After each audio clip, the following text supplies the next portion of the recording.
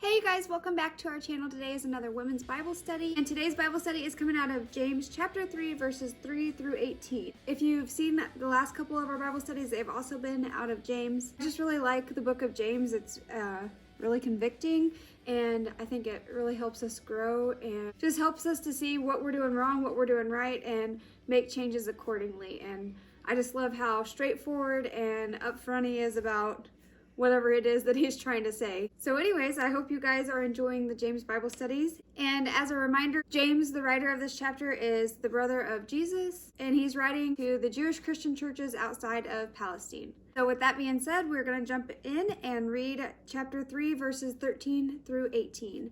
And it is titled Wisdom from Above. It says, "Who is wise and understanding among you? By his good conduct let him show his work in the meekness of wisdom. But if you have bitter jealousy and selfish ambition in your hearts, do not boast and be false to the truth.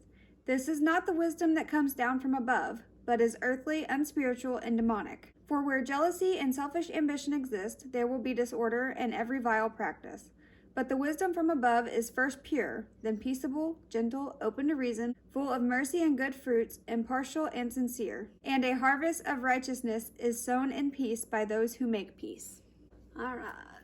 So this is the end of chapter 3, and the first part of James chapter 3 talks about the dangers of the tongue and how, if not properly tamed with the help of God, because it also tells us that a human cannot tame their own tongue, that it is full of deadly poison and a world of unrighteousness. Which we all know our tongues can often cause a lot of distension or separation. But at the beginning of this chapter, James is specifically talking about the tongue causing dissension in the church and separation within the body of Christ. So now we're going to jump in and look at each verse separately and see what we can gather out of that. And so we're going to start at verse 13. And again, that says, "Who is wise and understanding among you? By his good conduct, let him show his works in the meekness of wisdom." So the commentary on this is actually talking about how James is not necessarily talking about intellectual wisdom, but also behavioral wisdom. And how whenever he talks about meekness, it's kind of pointing towards gentleness. He's not saying that we should be meek as in like cowardice or by being passive about everything. But because we trust God's way, then we don't have to be self-righteous and full of ourselves and pushing our own way, because we trust that God is going to use us how we are, and we're not going to have to force that for it to be glorifying to him. Verse 14 says, "But if you have bitter jealousy and selfish ambition in your hearts, do not boast and be false to the truth." So like I said, true wisdom is shown in meekness. Where jealousy and selfish ambition show up, we try to push our own ways or make things happen the way that we want them for our own selfish gain. And James is just trying to point out how that is not really edifying, and it doesn't build up the body of Christ as a whole, or the church as a whole. Verses 15 and 16 say, "This is not the wisdom that comes down from above, but is earthly, unspiritual, demonic. For where jealousy and selfish ambition exist, there will be disorder and every vile practice." Jealousy and selfish ambition, James is pointing out as worldly behaviors. Commentary on 15 in my Bible says, "Such behavior is ultimately earthbound, absolutely sensual as opposed to spiritual, and its origin is the cosmic powers of darkness." And here he's just saying that these types of actions and thoughts and those types of motives pretty much always end in disorder and fighting within the churches, or at worst case scenario, like separation of the church. Also, I haven't even acknowledged that Mariah's not here with me today.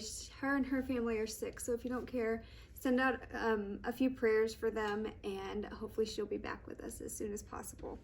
Anyways, verse 17 says, "But the wisdom from above is first pure, then peaceable, gentle, open to reason, full of mercy and good fruits, impartial and sincere." I think what he's pointing out here is that the key to keeping order and unity within the church is seeking wisdom from above. And then he lists these qualities, pure, peaceable, gentle, open to reason, full of mercy and good fruits, impartial and sincere.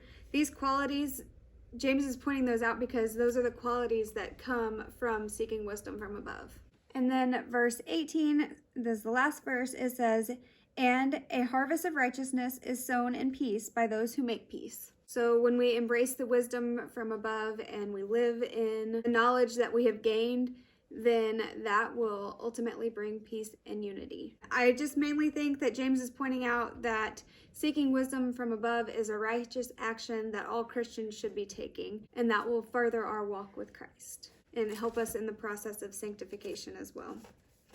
And then I just have like a little note here of what I learned, and I put, the body of Christ can best serve people and build each other up when they are humble, seeking God's ways, not seeking personal power or prestige.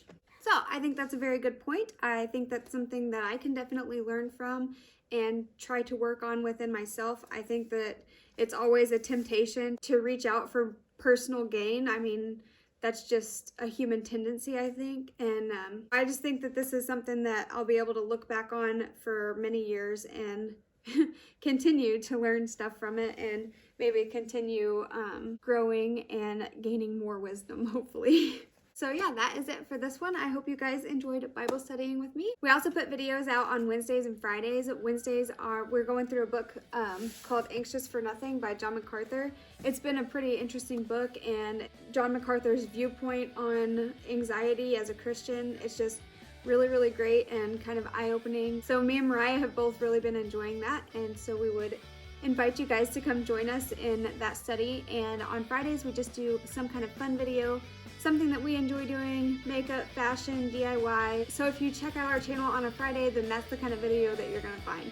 If you like this video, you can give it a like. And if you wanna see more of our videos, then you can hit the subscribe button and click the little notification bell if you want notifications on your phone or tablet or whatever, whenever we upload a new video. I hope you guys have a great day, have a good week, and don't forget to shine. Bye.